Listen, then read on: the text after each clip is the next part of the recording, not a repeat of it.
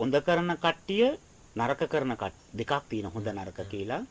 එතකොට ආයුෂ වැඩි වෙන්නේ කොහමද කියලා බැලුවාම වැඩිපුර හොඳ කරන කට්ටිය හොඳ විඳින්න ඕන නිසා ඉපදෙනවා.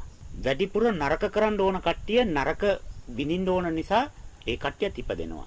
හැබැයි හොඳ නරක එහෙම නැත්නම් දුක සැප කියලා ගත්තාම මේ දුක සැප දෙකම අටලෝ දහමක් වශයෙන් තමයි බුදුහාමුදුරුවෝ දකින්නේ. එතකොට මේ අටලෝ දහම කොහොමද හැදුනේ?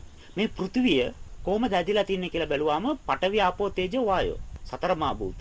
ඒ හැම භූතයකම දුකක් සැපත් දෙකම තියෙනවානේ. පඨවියෙන් සැපේකුත් තියෙනවා දුකේකුත් තියෙනවා. ආපෝ වල දුකේකුත් තියෙනවා සැපේකුත් තියෙනවා. වායෝ වල දුකේකුත් තියෙනවා සැපේකුත් තියෙනවා. තේජෝ වල දුක සැප දෙකම තියෙනවා. උණුසුම සෙනෙහස ඒවා සැපයි කියලා මිනිස්සු කියනවානේ. හැබැයි ගින්න තඩිබාන එක පිච්චෙන එක ඒවත් දුකයි කියනෝනේ. එතකොට මේ සතරමා භූත තුලම හන්ත දෙක තියෙනවා. එතකොට භූතයන් හතරකින් හැදිච්ච ලෝකයේ තුල ඒ එක භූතයකට හන්ත දෙක ගානේ 8ක් තියෙනවා. ඒක තමයි අටලෝ දාම. ඒක තමයි බුදුහාමුදුරු දේශනා කරන්නේ මහණෙනි මේ ලෝකයේ හැදිලා තියෙන අටලෝ දාමෙන් කියලා කියනවා. ඇත්තටම සතරමා භූතයකින් හැදිලා තියෙන්නේ ඒ සතරමා භූතයගේ ක්‍රියාකාරීත්ව ස්වභාවයන් එකකට දෙක ගානේ තියෙනවා. අන්ත දෙක ගානේ තියෙනවා.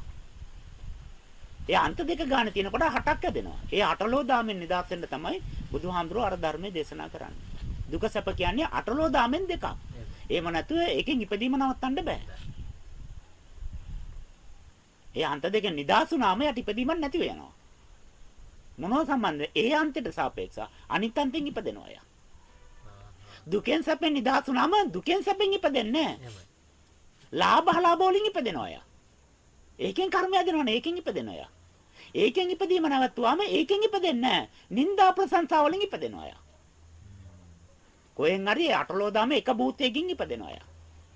ඒ නිසා අටලෝ දාමෙන් නිදහස් වුණොත් විතරයි එයාට ඉපදීම නවතින්නේ. එක දහමකින් දෙකකින් නිදහස් වුණාට ඉපදීම නවතින්නේ නැහැ. ඇයි අනිත් දහම් වලින් එයා ඉපදෙනවා.